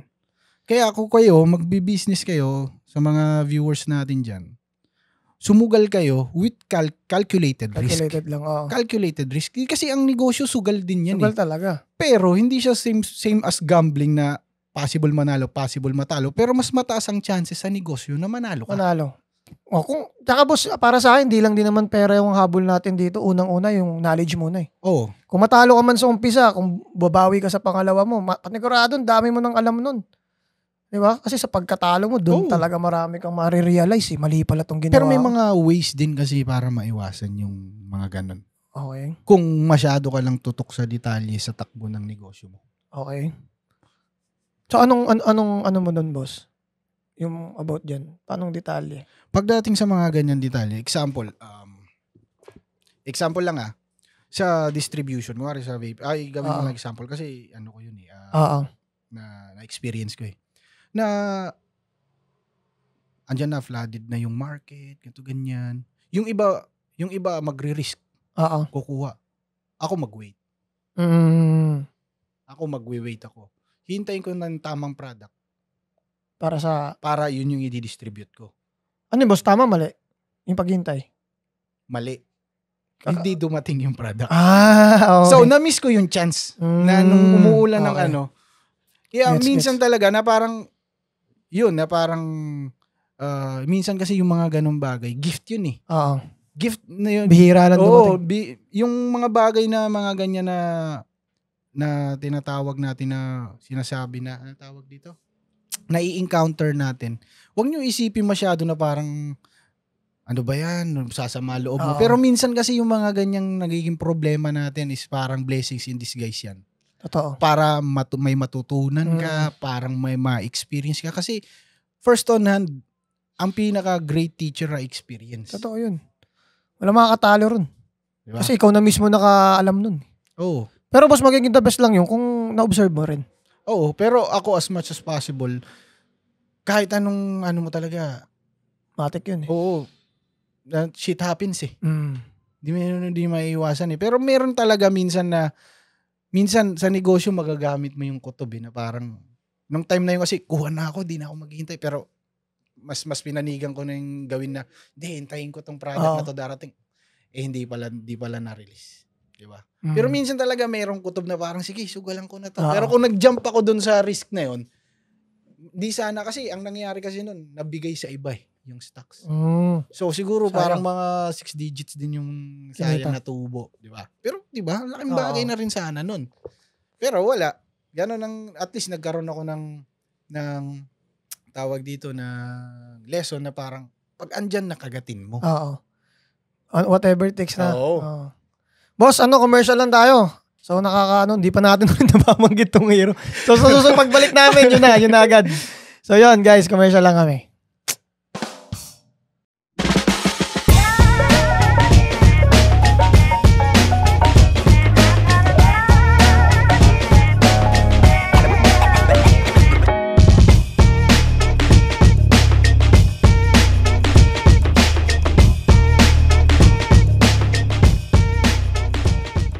Welcome back mga kakaku, third quarter. So, napasarap. Wala pa natin. Siyempre kasama pa rin natin si Boss Ian. So boss, gusto ko lang na mag-comment ka as juice maker. Siyempre, may mga pwede kang insight dito sa Aero. Yan. Ano mo sa masasabi mo? Ako kasi, ang gamit mo boss, watermelon Ako kasi, pag tumitikim ako ng juice, ako talaga ang standards ko 4 layers. Okay. Alam mo yung 4 layers na yun? Lasa, hagod. Hindi. Pag sa flavor lang, Flavor labas lang. natin. Mahirap yun sige. 4 layers. Sa intake, Okay. blow, Okay. aftertaste, Okay. tapos yung nananamnam mo pa rin kahit di mo ginagawa. Okay. So may terms na ako dun 4 layers pala tawag. 4 layers Okay. ng yung ng flavor. Okay. Kung gaano ka buo. Okay. May nadagdag ako. Oo, 4 pagre-review. layers kasi yun yung ang basihan ko. Pero pagdating kasi sa menthol, kaya namang ano yun ng iba magaya yung menthol. Pero ang pagbuo talaga ng flavor ang mahirap. Okay. Pero ito, ang napansin ko sa sa X-Aero.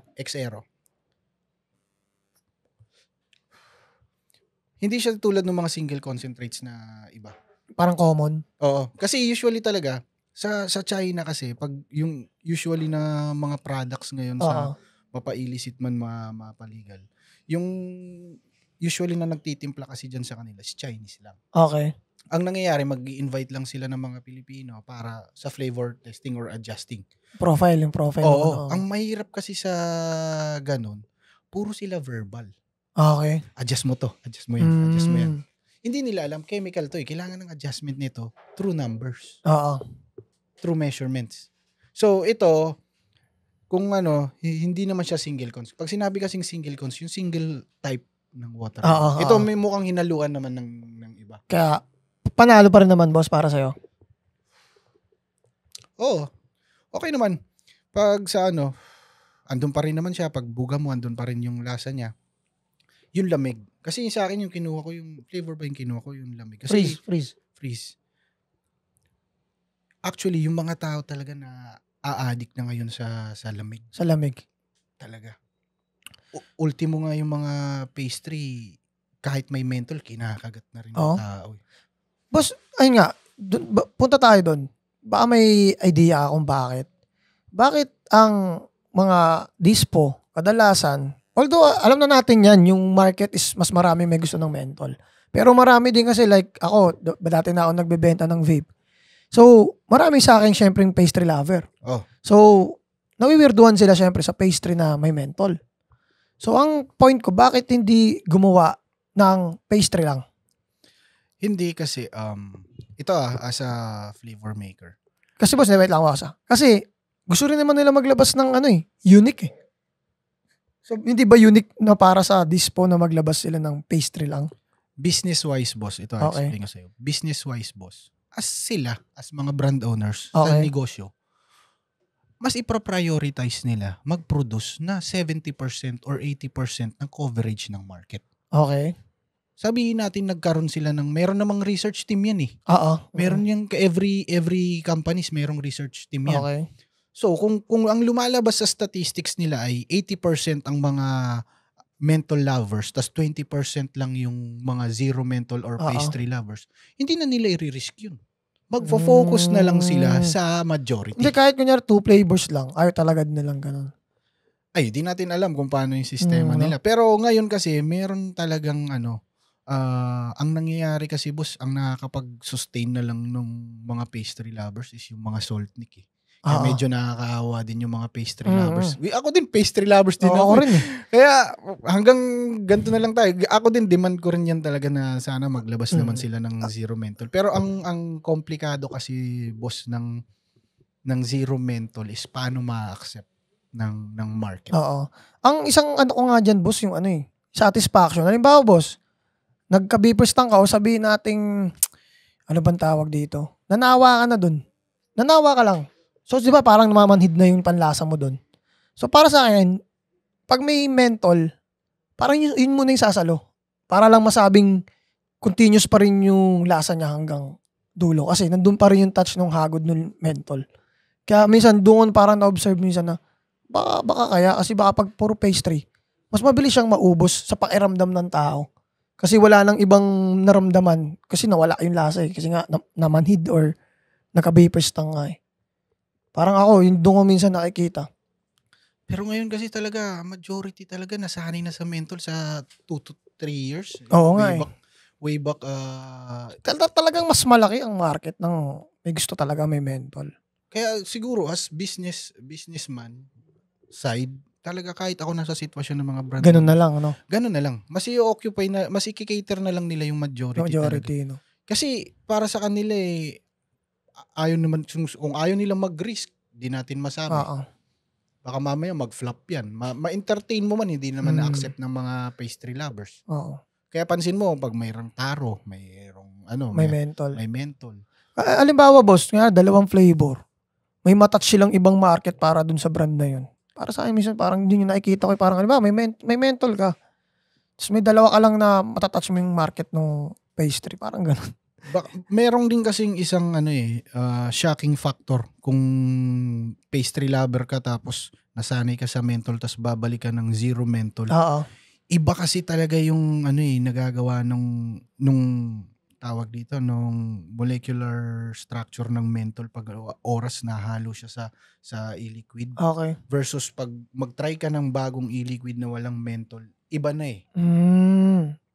Kumbaga pan-dispo talaga siya. Kumbaga pag Oo. about dispo, yun na yung unlike sa kaya naman maglabas ng zero mentol pero hindi natin alam kung paano rin talaga ma-accept ng consumer kasi pag gumawa ka ng isang brand ka kasi hindi ka dapat magbe-base kung ano sa gusto mo kundi ano ang gusto ng mga consumer. Totoo naman. Diba? Boss. Kasi kung didepende ka sa sarili mo, edi pang sayo lang yung product na yan. Diba? Oo. Tama naman. Kaya yun yung nakakatakot unless magwa-wide survey ka kung gawa ka muna ng prototype. Oo. Diba? Ayan na, binigyan ko na ng idea yung mga brand owners dyan. Hindi kasi para ewan ko ba, sa bagay ako, nawa na rin talaga ako sa mentol. Pero hindi, may point boss yung shocking, baka mamaya pag lipat ko sa pastry, hanapin ko naman yung satisfaction nga nung mentol. Oh, diba? Parang, parang hindi na ako na-satisfied lang. Parang, mentol na lang pala. Tsaka yung degrading factor na, mayroon kang ini-expect doon sa product na, uy, pastry zero mentol, baka ito na magbabalik na. Tapos hindi na cater sa'yo. Oo. Di parang nadismaya ka lang. Totoo. Diba? Oo. Kaya hindi maintindihan natin yung mga brand owners. Kasi yun yung unang pumutok. Oo. No. Pero kung pumutok, halimbawa puro pastry, baka hindi naman na mag-mentol tong... Tsaka yung boss, yung sinasabi na ka na immune ka na, kumbaga ka na dito talaga sa mentol Kumbaga ka na ba? Used to sa mentol. So, tapos magsiswitch ka ng ganun. Totoo.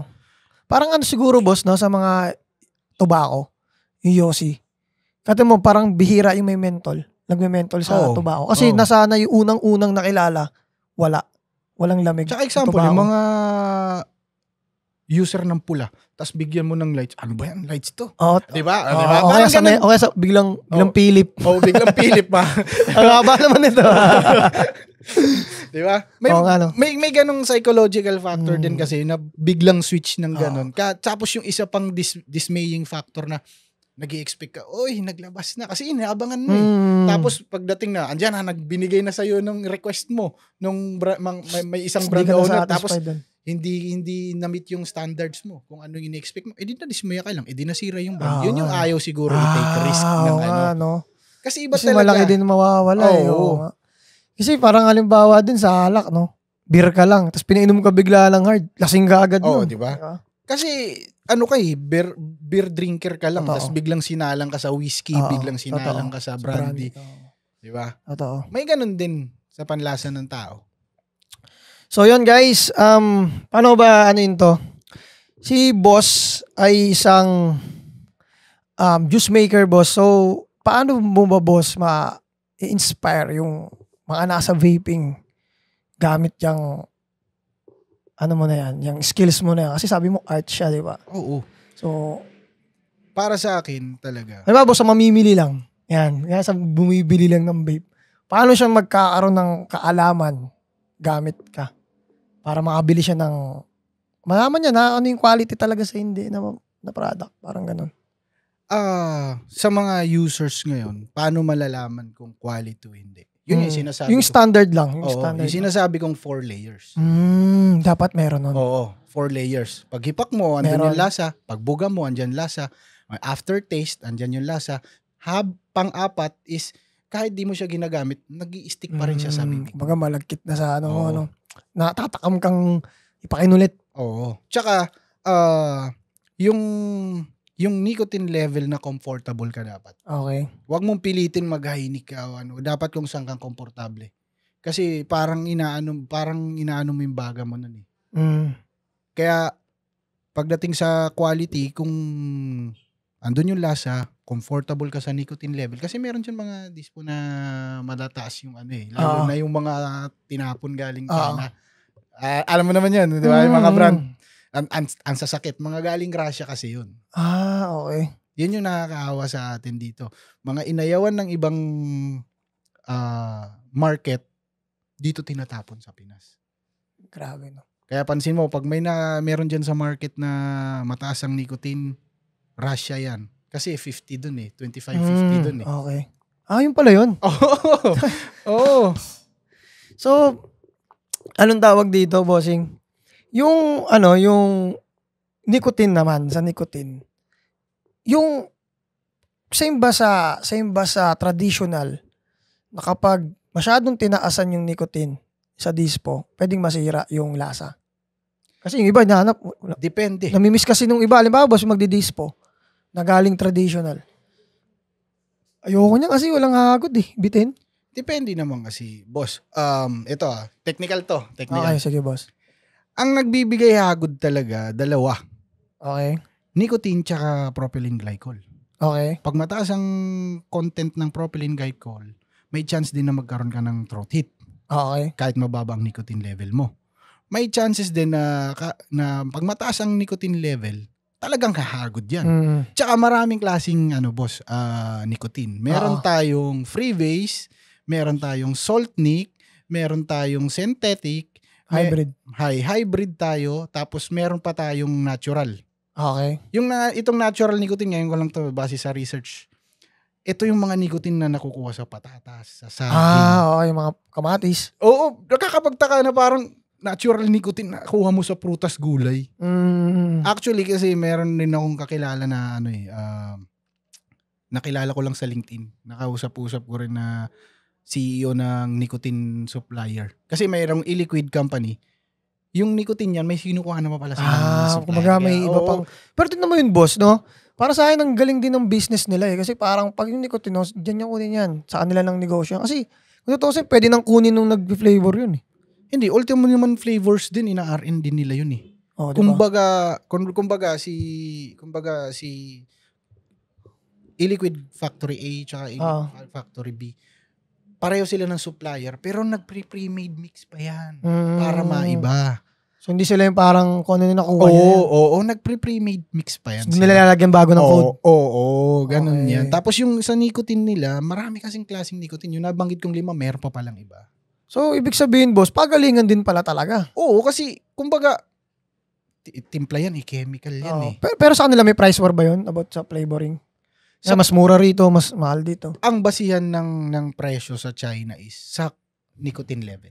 Okay. Tsaka meron ding mga e-liquid factory na the more marami kang cons or flavor concentrates na nilagay, tataas din yung presyo. Kasi mas maraming nakalagay. Oo. Kaya nga ang daming mura sa market lalo dyan sa mga illicit. Kasi nga mga single concentrates lang yan. Okay. Gets. Di ba? Pero yung single cons ba kayang sumarap din? Depende sa gumagawa. Max na yun? Depende sa gumagawa. Di, alimbawa boss, sa single, sa double, kaya niyang talunin yung double? Depende sa ginamit na concentrates. It depends talaga sa gumagawa din talaga. Alright. Kasi meron dyan single cons, pero hindi mo alam pre-made. Oo nga. Di ba?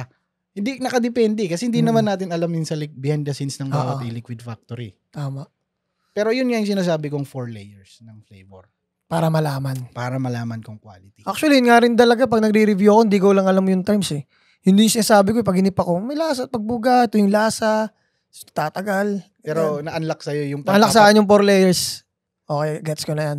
Akala ko nga, yung 4 layers na binabanggit mo, boss, yung hagod, mentol, ganyan.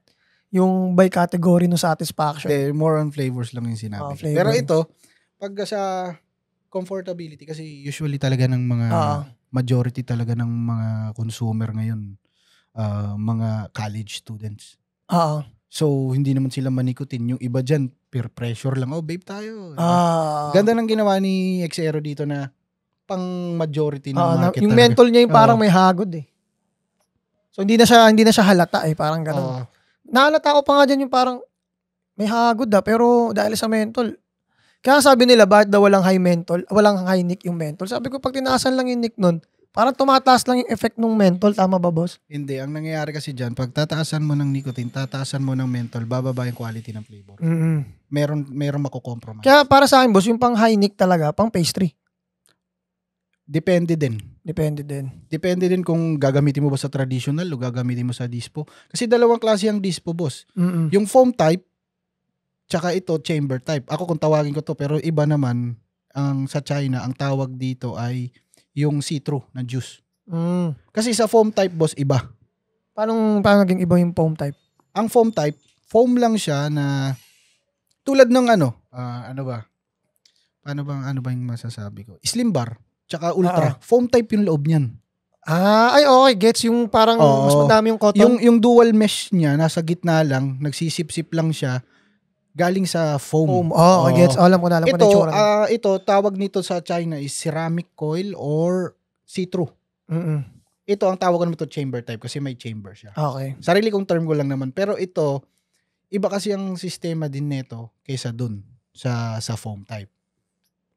Iba din to, ceramic coil. Di ko lang alam kung ceramic coil to. Oo. Ano siya, nanogrid ang tawag nila?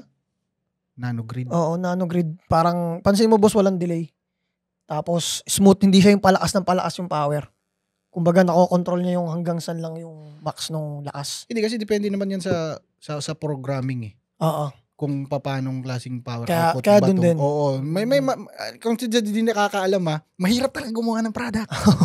Kaya kung may lumabas man dyan, huwag kayong magreklamo kasi ilang R&D talaga. Tapos, tawaran lang 350. Oo, di nyo alam kung paano talaga magawa ang isang produkto. Sabi ko nga, parang di na maayos yung price war kasi nasa utak nasa ugali na yan eh.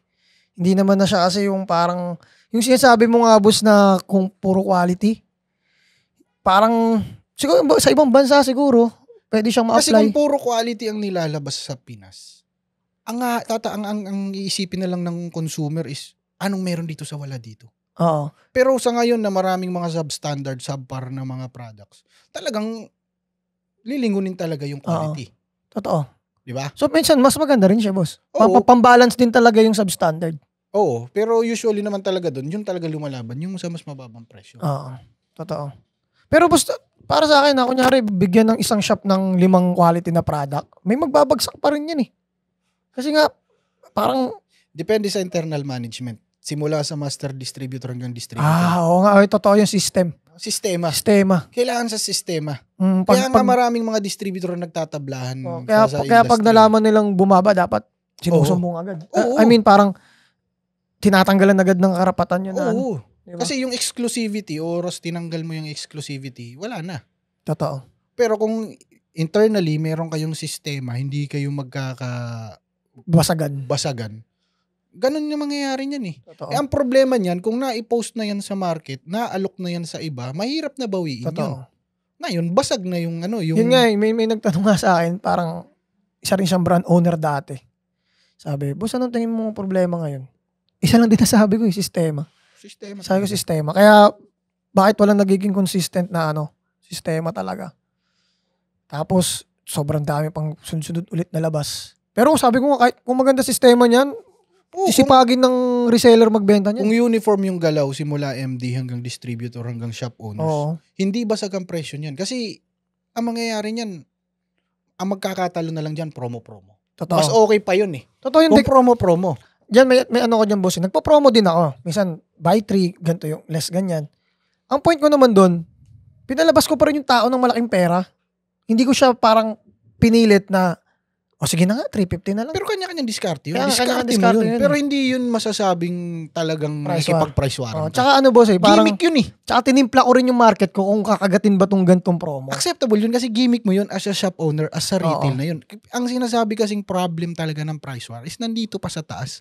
Wala pa sa binabagsak mo. Binabagsak. Ngayon, maapektuhan na yung mga unang nakakuha or yung previous nakakuha or yung nakakuha sa iba kasi mas mababa dito. Totoo. Kumbaga, inilihis mo na agad yung sarili mo dun sa presyohan eh. Kaya pagdating sa mga ganyang gimmicks sa shops, walang problema yan. Totoo. Kanya-kanyang diskarte yan. Acceptable yan. Pero yung dito na kayo nagbasagan ng presyo sa taas pa lang, pababa, bababa din yun. Kaya ako hindi ako nagsisingle, single promo, yung isang piraso. Ako at least buy 2. Para at least yung market ko. Nahatak. Para yung market ko, nandun pa rin dun sa level nung gusto kong market. Kasi halimbawa, tulad nga may pumunta, 350 lang budget ko, boss eh. Sige na nga, 350 na lang. So mga magiging market mo, puro ganun. Oo, puro budget meal. Puro budget meal siya. Tsaka manganganak yun. Magkikwento yun. Boss. Uy, ganito gawin nyo lang kayo sa Beef Generation. Sabihin nyo kulang pera. Unlike halimbawa, boss, 450 pera niya. Sabihin ko, sige, 700. Dalawa. 700 pa rin nilabas niya. Kumbaga nag-push pa rin siya na parang ganun. Pero 350 mo pa rin binigay isa. Pero ang point ko doon, pinalabas mo pa rin siya ng pera. May effort pa rin siya. Hindi yung inayunan mo siya na, 350 lang kasi, 350 na lang. Di ba? Parang, yung value ng product talaga. Sige, okay na yan, pang 350 lang talaga. Yung ganyan kasi, hindi kasi nako-consider as price war yan eh. Yung promo na yan. Di ba, boss? Pero yung dito pa lang sa wholesale, talaga nagbagsakan na sa DSP pa lang nagkabagsakan. Yun talaga yung price war. Okay, gets. Kasi apektado yan ng kahit ultimo mas mura ka lang ng 5-10, automatic na yun eh. Parang, uy, bakit nagbabagsakan? Pero kung uniform ang galaw ng distribution line, ng distribution structure mo, monotonous yan, walang problema yan. Ngayon, dito sa mga shop owners, mag-promo man sila ng mga ganyan, hindi naman yun eh. Kasi hindi naman agad malalaman yan ng kabilang baryo eh. Oo. Di ba? Minsan nga, alam mo, sobrang sikat na ng shop mo. Pagtanong mo, ako boss, ranas ko 10 years na ako, di ba? Sabihin mo, Las Piñas lang. Nagbibip yung tao. Anong shop mo, boss? Kaya nabanggit lang. Shop owner yan. Anong shop mo, boss? Beef Generation. Kasi ko, di pa rin ako kilala. 10 years na ako Tapos magka Las Piñas lang So, ibig sabihin, kahit mag-price war pala yung kabila na yun, possible ito, hindi, kahit katabing bahay lang, hindi pa rin alam ganun presyo niya kung nahook mo siya na may good service ka, ganito ganyan, bla bla bla sa online. Di ba? O kaya yung ibang shops, kanya-kanyang gimmick, naglalagay na ng PlayStation, naglalagay ng entertainment. Bilyaran na. Kaya kanya-kanyang gimmick lang talaga. Pero yung sa price war talaga na no is dito pa lang sa distribution. Oo. Kaya, pero di ba boss, dapat take advantage ng resellers yun? Bumaba, kuha. Mas malalaki markup natin. Ang problema naman sa market, pagdating naman sa wala na, sira naman. Kawawa yung brand owner naman. Oo. Pero kasi sila nagbagsak eh. Oo. Ang isipin ng tao na, kunwari ito yung original price before, in the 6 months, ganun yung presyo. Tapos, sasabihin ng tao, kaya nyo naman pala ibagsak ng ganyang presyo. Bakit Edi, negative kaya sa akin, minsan boss, ba may product na nagbagsak, wholesale, kinuha ko, di ba? Pero, nabibenta ko siya ng maganda. Iba, same price mo pa rin. Same price pa rin. Meron ng mga kilalang ganun. Pero kung nagbago quality, bagbagsak ko yan. Yun yung sinasabi na taking advantage of the situation. Kasi sayang din yung markup nun. Sayang kung babagsak mo lang para lang din bumilis. Wala lang din yun. Kasi sabi ko nga rin, boss, halimbawa, boss, tumumal. Ano pang cover mo doon? Nagbagsakan na nung nakaraan. Wala ka nung tumumal pa ngayong buwan. Ang masama nun, next month, di mo na mababawi yung gusto mong bawiin. Kasi yun yung sinet mong presyo sa'yo. Pero yung price war kasi na yan, boss, kung yung sinabi mo sa akin na diskarte, na parang tinake advantage mo, kung lahat ng retail shops ganun ang ginagawa, hindi mararamdaman yung price war kahit galing sa taas. Alam mo bakit? Kasi, ganun monotonous pa rin, ganun pa rin ang benta nyo Pero nangyayari kasi, ang ibang shops kasi, isipin na, malaki-laki yung profit margin ko. Iisipin, kaya ko pang ibagsak. Ang sa akin kasi, nabibenta mo naman na ng ganun eh. Di ba? Nabenta mo naman na ng ganun, marami nang nag-ulit, kaya nga nag-restock kasi marami nang nakabili, marami pa ulit-ulit. Ba't ngayon bigla may ibababa? Ang pwede mo lang siyang ibaba kung nagbago yung lasa. Hindi, ang number 1 inisip niyan is para mas mura siya kaysa sa competitor. Yun na nga eh. Ganun na nga ang naisip nila. Pero actually, magandang bagay nga yun parang yung binagsak nilang presyo, dagdag margin profit mo. Nagkaisa kayo? Alam mo, tanga na. Alam mo, yung nga sabi ko, bas kung may community pa rin ng vaping. Actually, may mga kaibigan akong shop owner. Natuwan-tuwa kami pag ganyan. Taka ng baba lang kuha, pre. Sarap niyan, paldo tayo niyan. Ganun kami mag-usap. Kasi, ang baba na eh. Okay, sige. Nakuha ko na ng mababang punan. Ganun pa rin markup ko. Ang problema kasi niyan, hindi mo makokontrol naman yung utak ng ibang shop. Yun naman. Kaya nga sabi ko, walang solusyon dyan. Kasi hindi mo kayang solusyonan yung... Kasi domino, pick yan boss Pag kunwari, isang product A, sige, umipik yung Oo. sistema nyo na parang, oy, nagbagsak sila pero ganito pa rin price natin. May small community ka, nag-usap-usap kayo. Pero, ang sistema, nakabili yung isang customer doon sa mas mura ng 50 pesos. Ngayon, magre-reklamo yun. Ngayon, maapektuhan naman na sabihin na, ay, nagbagsak doon. Ngayon, gagaya na naman tong Oo, isa. Kaya oo. ngayon, domino effect yun Kaya na parang lahat nagbagsakan na rin. Yun ang hirap talaga pag hindi rin Pero maganda yan ha. Kunwari, buong Las Piñas, meron kayong community na parang united kayo, na parang wala tayong pakialam kahit magbagsakan yung mga Magpagalingan lang wholesale. tayo. Oo. Basta ano lang tayo, flatline tayo ng presyo. Totoo. So, yun lang mga bossing. Baka may gusto kong sabihin. Kasi baka malobat mawala yung record natin. So, yun. Hindi talaga namin matatapos to sa isang upuan. Mas ganda boss sa susunod. May kasama ka ng iba na hindi mo rin kilala. Na first time ko lang din. Para at least tatlo tayong kung gusto mo pa. Doon tayo sa bagong branch namin sa Vape Generation Las Piñas. Sa BF Resort. So, boss, baka may gusto kong shoutout or... Shoutout kay Wei Sheng. Congratulations. Ayun, no? Palakpakan natin yun, no? So, yun. Magkaibigan kayong boss, no? Boss Wei Sheng, no? Yeah. So, yun. Yun lang, boss. Shoutout mo. Shoutout nga pala kay Don Bigote, Yun. Shane Carrion, Mga tropa yan, kay Matthew. Yun, mga tropa lahat yan. Ayaw mag-podcast yung mga yan, nahihiya daw. Kasi sabi ko, Mapera na kasi, boss. Kaya, hindi na kailangan exposure. Nakakaingit yung mga ganyang So, yun lang mga boss. Sana nagustuhan yung episode na to. Ako, personally, nagustuhan ko kasi pag gantong magaganda boss yung excite akong i-edit kasi makukuha lang ko na madaming reels. Masashare natin sa lahat. Makakatulong tayo sa lahat. So, yun, supportahan nyo yung, syempre, yung business ni Kaku. Vape Generation, Street-Handed Apparel, M-Bags, may Waga Perfume. So, abangan nyo pa yung iba naming event. So, baka magsunod-sunod na yung mga event kasi natuwa kami sa last event. So, yun, maraming salamat syempre kay Boss Ian. Galing pang Antipolo, boss, no? Pasig. Ay, Pasig. Sobrang layo, dinayo niya tayo dito sa napaka-traffic na lugar.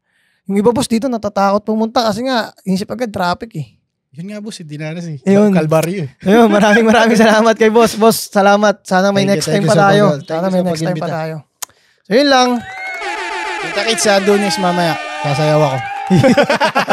Joke lang guys.